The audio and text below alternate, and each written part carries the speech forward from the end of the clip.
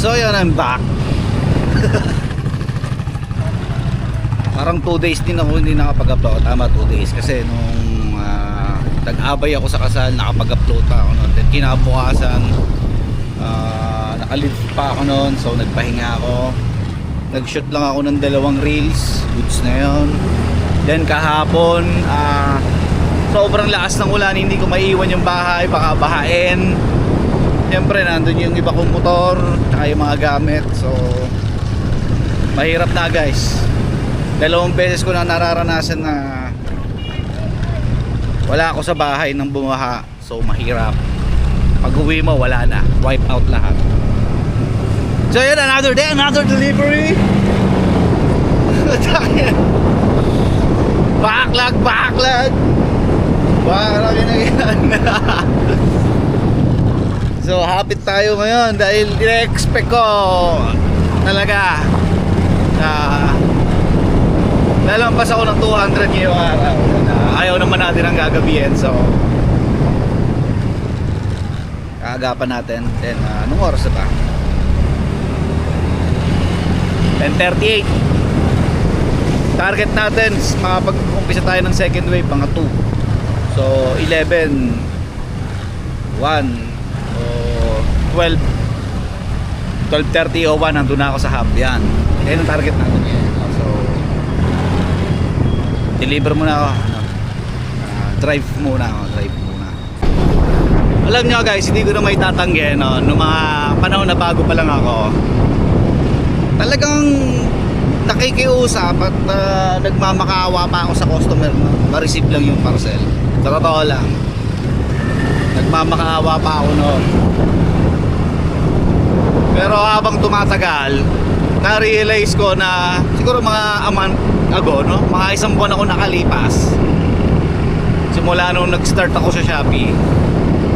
Doon ko na-realize na hindi tama yung ginagawa ko. Hindi dapat ako nagmamakaawa, no? Hindi dapat ako nagmamakaawa sa kanila para i-receive nila yung mga parcel nila. Alam nyo kung bakit? Kasi trabaho naman talaga natin mag-delivery. Alam niyo pa isang dahilan? Kasi in-order nila yan eh. So, pag sinabing in-order, record silang i-receive yan, no?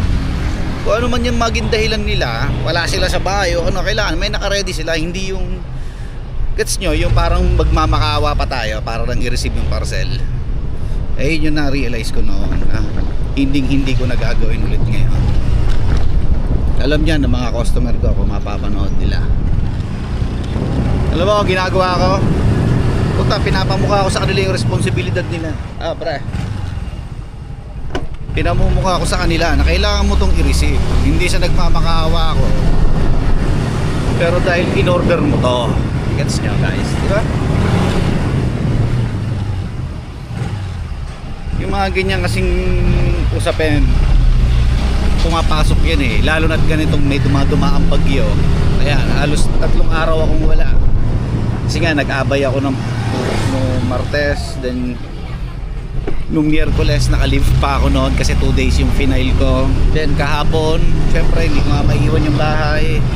Malakas yung ulan at mataas yung tubig sa ilog. So, hindi pa rin talaga ako nakabiyahe kahapon. Pero ngayon, ito nga, bumiyahe na ako.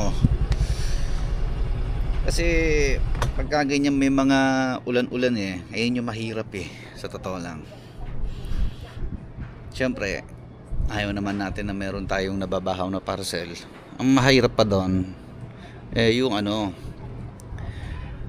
yung syempre wala yung customer sa ating umalis. Pumasok sa trabaho o may pinuntahan.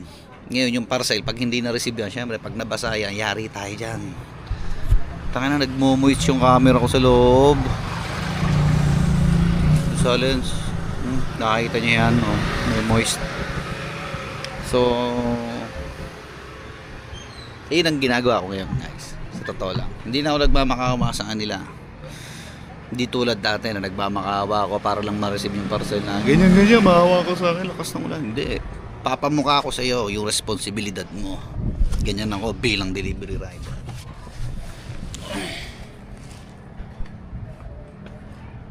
Ay, pabila. Kasi sa totoo lang, yung mga ganyan, diyan ako inisi yung kinakaawaan ako dahil hindi naman dapat. Ano po? Ay, Soft drinks, Yossi. Gets nyo. Kahit buhos yung ulan niya, kahit sobrang nadyaw, kayo maawa sa akin. Yun ang ano ko dyan. Di ko trip yung binangan eh. Kinakaawaan ako. Oh. Mas trip ko ipamukha yung yung responsibilidad mo bilang customer na i-receive mo yung parcel na in-order mo. Kung hindi, cancel na kagad natin. Di ba? Parang hindi nadala kinabukasan. Mas naaawa ako sa parcel eh. Pabalik-balik eh. Kaya ba, di ba kayo naaawa sa parcel? Ano? Hilo na yung parcel. Lalabas ng wera, galing sa seller. Bibiyahe. Di ba?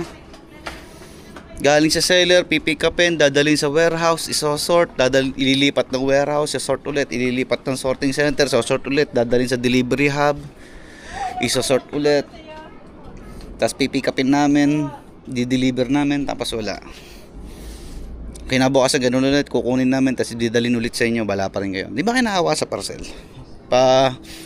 Sa parcel ako naaawa, hindi sa sarili ko sa parcel.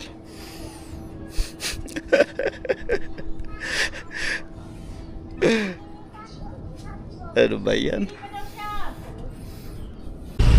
Pwede naman kayong kumontra sa sinasabi ko, guys, no? Kasi para sa akin ganun yun eh. Kumbaga opinion ko to, no? Pwede naman kayong kumontra, pwede din naman kayo sumangayon. Walang problema dyan. Walang problema. May kanya-kanya kasi tayong opinion. Pero para sa akin, para sa akin lang, guys, parang mas maganda yung pukpok pag ipinamukha natin sa kanila na alam nyo na responsibilidad nilang ma-receive yung parcel dahil in-order nila yon, di ba? O sabihin na natin hanggang third attempt yan. Masaklap sa mga Pinoy eh. Kadalasan kasi mga procrastinator din eh.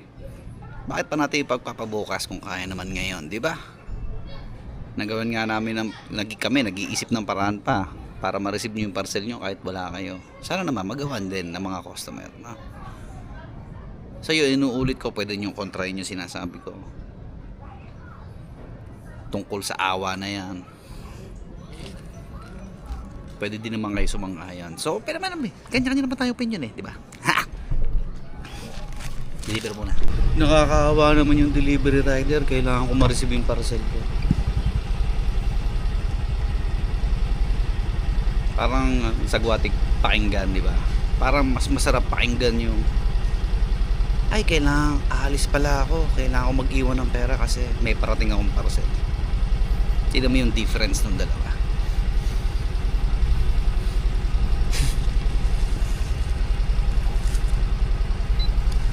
Shopee pa.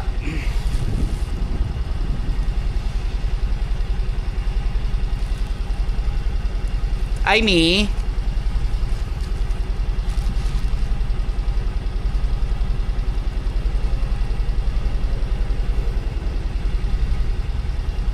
Di ba? Gets nyo yung pinopoint ko.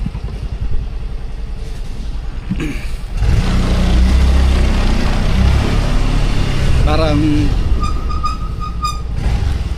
mas masarap mangyari na nare-receive nila yung parcel nila hindi dahil naaawa sa atin o nagmamakaawa tayo, kundi dahil alam nilang responsibilidad nila yan dahil yun ay order nila. Gets nyo? Di ba? O tulad nga ng sinabi ko sa inyo, pwede nyo naman kontrahin na, kasi ito yung opinion ko.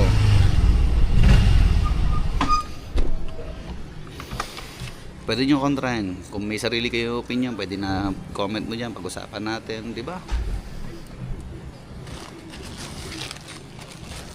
Deliver mo na. So, bakit nga ba ganito yung mga sinasabi ko sa video ko ngayon, no? So bago ko tapusin itong video itong vlog na to, ang pinopoint ko gusto kong maging responsable yung customer kaysa puro awa yung pinapairal nila sa atin, di ba?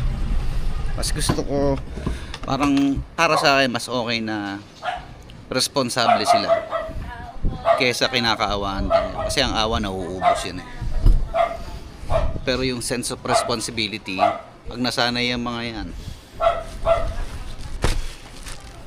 mas maganda. So yun, tuloy-tuloy yung ulan ng mga nagdaang araw, malakas na ulan, malakas na hangin, baha dito, baha doon, gumuguhong lupa. So yun, no, sa mga kapatid kong delivery rider dyan, kung hindi kaya, wag ipilit. Ayun, lagi nating unahin yung ating mga sarili kasi lagi yung tatandaan na may mga nakaabang sa atin sa pag-uwi, no? Yung mga pamilya natin nag-aantay sa atin. So yun na nga, bago ko tapusin tong video to, tulad ng sinasabi ko araw-araw, no, pag-iingatan natin mga sarili, mag-iingat kayo. Bukas na lang ulit, kailangan ko mag-apet. Update yung kung magkano nabenta ng bangus ngayon. Baka pagbabad